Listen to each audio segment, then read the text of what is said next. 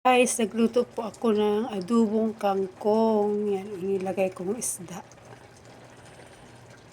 Yan. Paluto na po siya.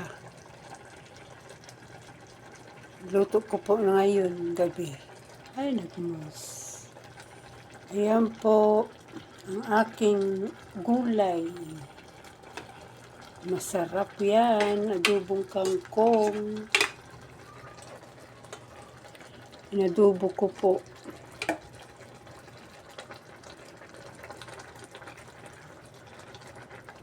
Nilagyan ko na rin ng pampalasa yan. Kompleto rekado na po yan.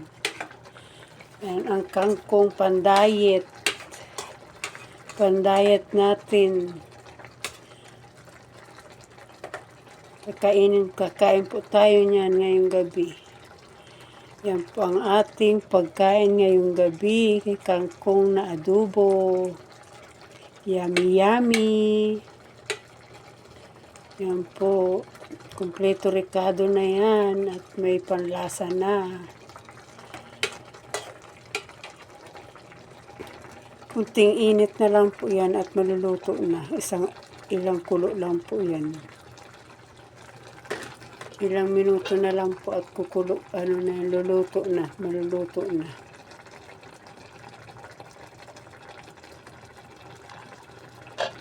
Takpan po muna natin ang ating gulay. Yan, at luto na po ang ating kangkong na adobo. Kakain na po tayo. Tara na po, kuha na kayo ng bahaw at sabayan nyo na ako kumain. Kain na tayo ng hapunan. Galing trabaho po tayo, nagluto pa ako. Yan. Luto na po at kain na tayo.